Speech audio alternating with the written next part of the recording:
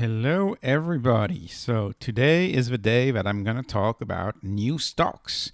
So out of all of the stocks that I get from my audience in the comments section, I tried to group them into different topics. And I have grouped 4 stocks today in the medical field that you, my viewers, have recommended. And this is the moment for me to tell you a little bit what I think about them. So hopefully we all find this interesting. I definitely found this research interesting.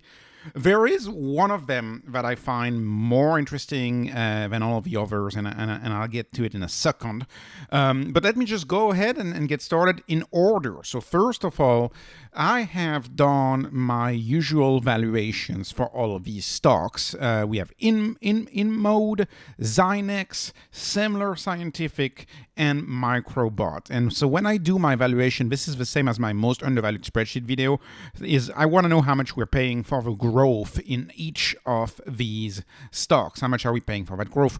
Clearly, the cheapest stock out there and the highest growing stock out there is Zynex, which we'll cover in second in this video. Inmode is actually fairly expensive compared to peers in that field, although it is cheaper than a lot of the stocks in my spreadsheet. You're paying up for that growth with Inmode. Semler is a stock that is dirt cheap, just like Zynex, and Microbot is a pre-revenue company. I'll get to Microbot at the end of the video. Fascinating what they do, Microbot, but pre-revenue, and I have this hard rule that I don't touch pre-revenue companies. So, but I'll still cover it and talk a little bit about it. So let's get started with Inmode. So what is Inmode? Inmode, first of all, is a company that I had never heard of outside of the stock market circles. It gets mentioned a few times in the world of the stock market. But what is an Inmode? They put themselves between laser procedures. They're in the field of fat reduction and fat removal, and what they call over-tightening skin modalities. So tightening modalities, etc. So that's in the space. They're in the medical aesthetics space, and they put themselves at a middle point between what they call laser procedures, which are lighter procedures to remove fat, and more intensive liposuction procedures, which are full plastic surgery where you go under anesthesia, etc. They put themselves in between, and so they are trying to be the best of both worlds and fill this treatment gap. They make a lot of money from these machines and from selling the consumables that go into these machines. And what do they do? So how does it work? Well, very simply, it's sort of a needle, and the needle is going to act on your fat and melt the fat between this and this. And actually they show videos on their website where you just insert these needles, maybe 6 inches, 8 inches deep into the skin, and you do that 2 times or 3 times, and then whatever fat you want gone is gone, or at least trying to be gone. And the results, and I'm not a medical professional obviously, so I don't want to get into the nitty-gritty of how it works. This is not a type of procedure that would interest me, but nonetheless, you can see the results, and they have plenty of pictures on their websites. It kind of makes me wonder why I eat salads and stuff, because it's a quickly you can get nice. You can lose weight. It's very, very, very interesting, this world. But I have noticed that there is a lot of competition in this world, and it's a whole world of its own, the weight loss world.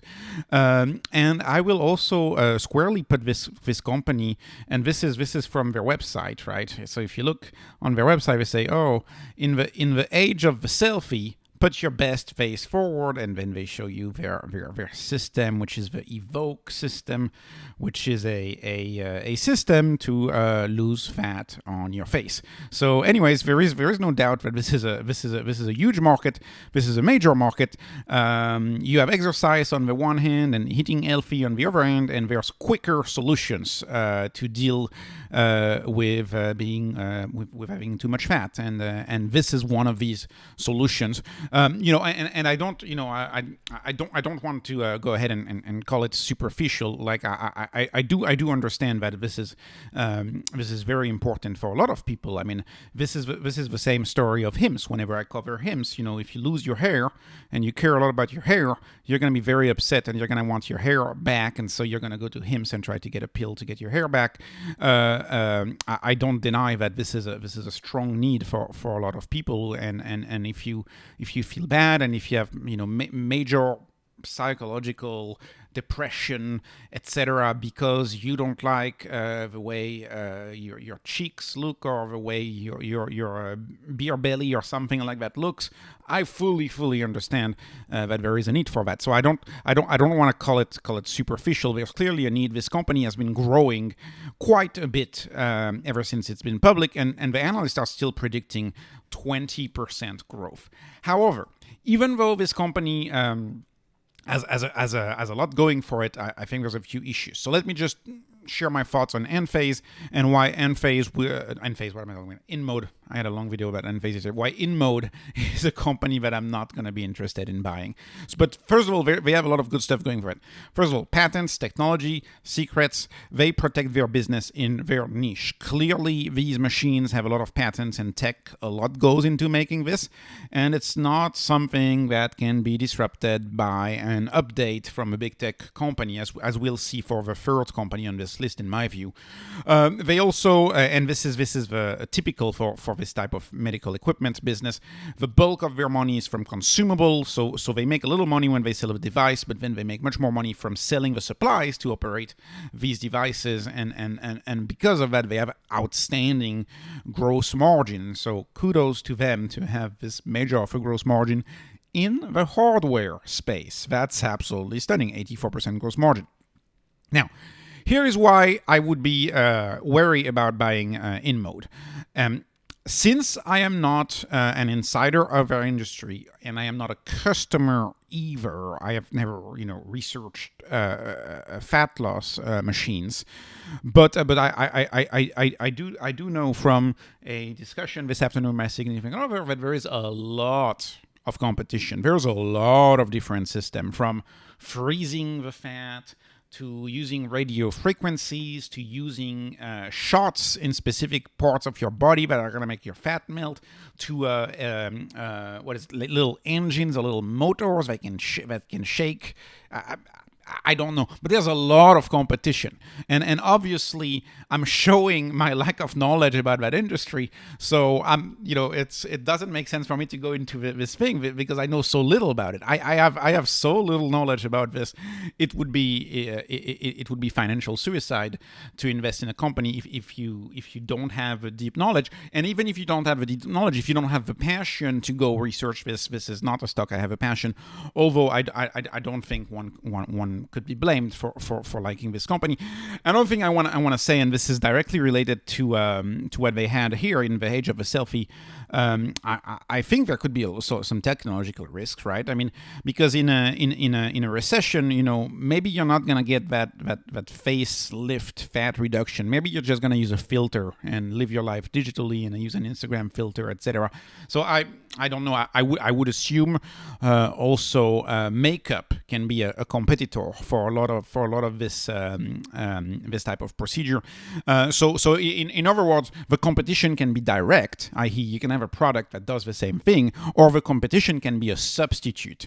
Well, maybe you're gonna drop $5,000 on a face liposuction, or maybe you're gonna drop $5,000 on a vacation and you're just gonna use more Instagram filters when you post your selfies. That makes sense. That's a substitute. That's a type of competition, and I believe, given the bit of a recession that we're in right now, that's a credible statement. Anyways, another reason why for me that would be a no-go is that the revenue growth is too low for me. It's still too low at 20% revenue growth. I'm trying to find companies that do 30% revenue growth each year, and so the growth has stalled. I know to most regular investors that's amazing growth, but to me, I'm really seeking for hyper growth, the best of the best, because to me, when I look at 20% growth, in my mind, that's 5% growth, because I know know that the money is devaluing at 20%, at 15%. So with money devaluing at 15%, this is 20%. 20 minus 15, that's only 5% growth. So this is a business that's barely growing. And I realize if you come from conventional finance, you may be like, oh wow, what do you mean? That's 20% in real terms. In nominal terms, that's very high, but it's not. Anyways, let me move on. What is going good for it is that relative to other fields, it's true that the stock is not too expensive. That growth, like I said, may be great for you. And I believe that if you are very familiar with this industry, the fat aesthetic industry or the fat loss industry, and if you know all of these fashions and all of these trends, and knowing that they change from decade to decade, it's like a whole thing. So if you're familiar with that industry, I believe that the stock could be a right fit. But just for me, it's like I said, it would be financial suicide to invest in this because I know very, very little about this stuff. Interesting company nonetheless, and I'm thankful for the suggestion. Let me move on to another company now, which I believe, even though I don't have as much to say on this one, I believe this is the gem. This is the more compelling company out of the four companies that I'm going to analyze today. And the reason why I'm calling it a gem and why I'm potentially interested is because this company is doing, first of all, very well with their next wave. So what does this company do? It's a health tech that focuses on pain reduction, but pain reduction outside of meds, outside of opioids. And so their main product that they make most money off is this pain relief muscle rehabilitation next wave product, which deals with pain and relieves you from pain without having to go through opioids. That product is doing well. It's growing at 22% a year for the next 12 months. So better than Inmode. Good growth by any means, still too low for me. However, they have a very strong pipeline coming up of two main lines of products with a total addressable market about twice as big as this, and that would be the fluid volume monitor hemodynamic, and they also have their hemoglobin and sepsis monitor. So anyways, very robust pipeline, interesting products with the same features and advantages as the next wave. I believe that this is a stock that I will monitor because if any of those products actually comes onto the market, that growth could explode and go past the 30% that I look for in my threshold. So like I said, their pipeline products could be much bigger than this, which would bring it in the 30%. And it helps that this company is dirt cheap. Also, interestingly, this company not only makes money, they've been growing consistently. They have very interesting seasonality that probably has to do with the way sales work in the medical sector. Let me just summarize my thoughts here. So I'm more predisposed to like Zynex. Why? Well, it's an alternative to opioids, and because of that, you have a lot of government support. You have a lot of patient desire to not take opioids. You don't want to go in for pain, and then you end up with addiction, which is a much bigger deal than perhaps the pain you went in to solve in the first place. And there's a strong societal need for this system. I also do believe that pain management is recession-proof in the sense that if you have pain, you're trying to get rid of it, and it's more mandatory for you to do that than say facial fat removal, which is more optional. And the stock is very cheap, and the company announced buybacks, so they have quite a bit going for it. Again, the downside is I'm not an industry insider either, although I do believe this would be easier to understand than Inmode. And I would not enter a position right now because revenue growth is too low. But if revenue growth came to be predicted at more than 30%, I'd take another look.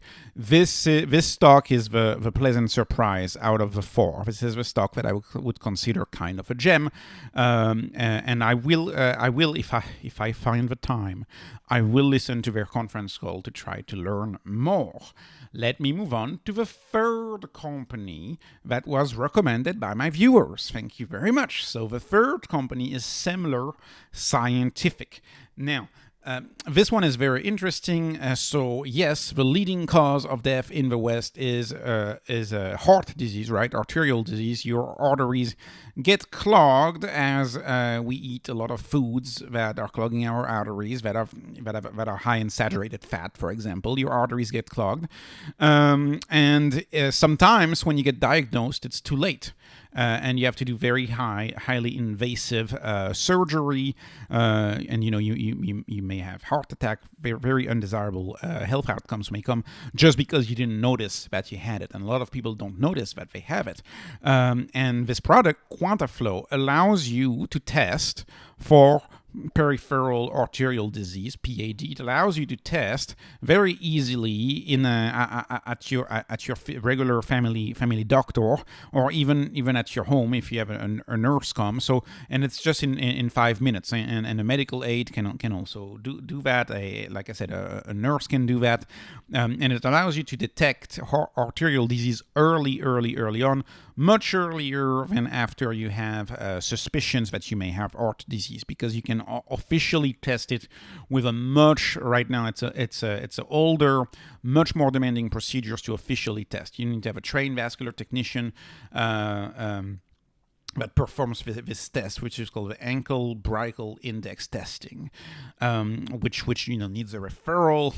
It's typically not done by primary care offices. You need to go to another doctor, and you need to fight the administrative wall of health insurance just to get diagnosed. While with the system, you would know right away. So very useful system. Nice to know in advance. I have a few thoughts about this company. So first of all, yes, there is a true societal need for this. Like I said, heart disease, leading cause of death in the West. That stock is dirt cheap. The company announced buybacks too, so they have a lot of it going for it. My issue with the company, well, as always, I'm not an industry insider, so that's issue number one. But what else? Revenue growth is too low. If you remember, revenue growth is 13%. Revenue growth on Semler, it's 13% revenue growth. So it is too low for me, this revenue growth. Even though gross margin, I mean, kudos to them on that gross margin. That's outstanding, especially for hardware. I don't think I've ever seen hardware gross margin this high. But yes, I'm not an industry insider. Revenue growth is too low. But the real concern that I have with this is the diagnosis field. And this I may be saying this because I am not an industry insider, so take this with a grain of salt.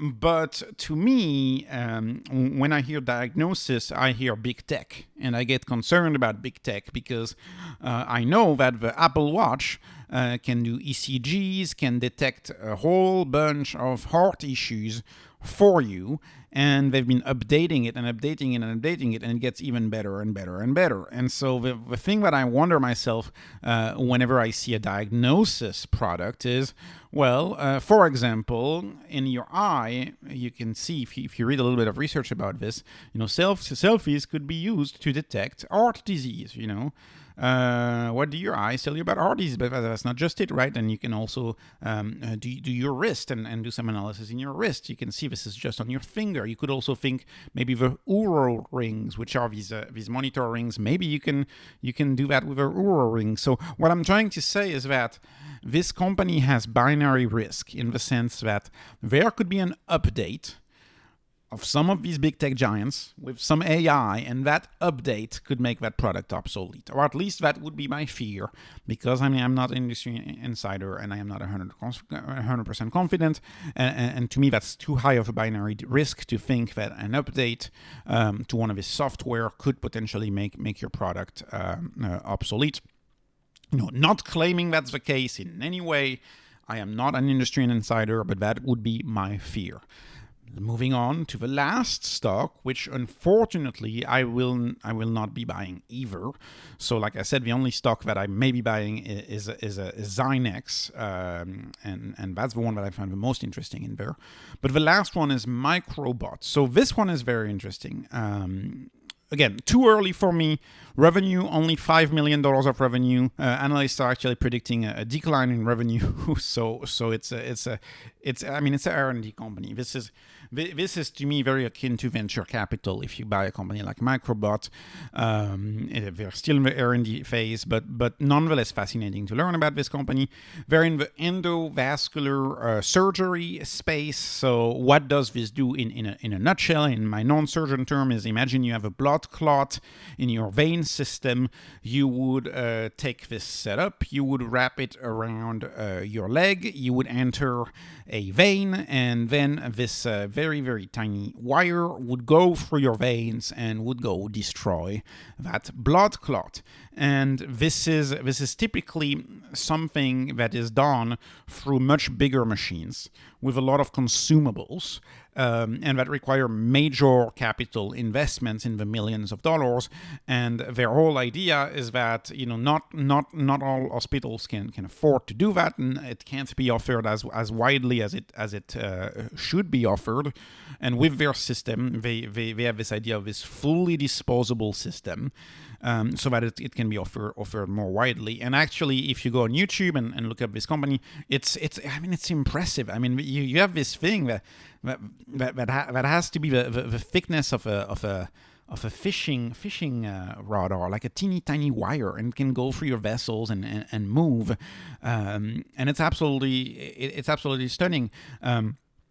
And this is also, importantly, this can be remote control. Now, what we mean by remote control is that you can have a surgeon do these procedures without being in the room. And this is important because there's a lot of radiation in these rooms, because the surgeon needs to be able to see what they do in the patient's veins, right? And how do you do this? Well, you need to have a radiography happen as the surgeon tries to make that long, thin, tiny wire go through the veins to break those blood clots.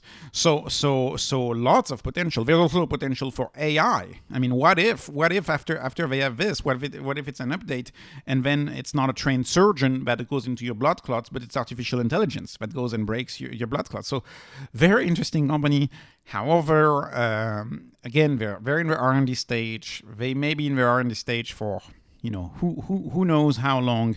This is a company for insiders. But at $28 million market cap, this is the type of company that if you're right, you can achieve VC-like returns. But it's actually it's too risky for me, just too risky for me. So this concludes this video. Thank you so much for suggesting these companies. I hope you learned something. And again, I think Zynex is interesting in out of the four, and I may do a longer analysis on Zynex. This is not investment advice, not medical advice, not advice of any kind. This is just entertainment. I hope you were entertained. Appreciate your likes, appreciate your subscribes. Have a wonderful day.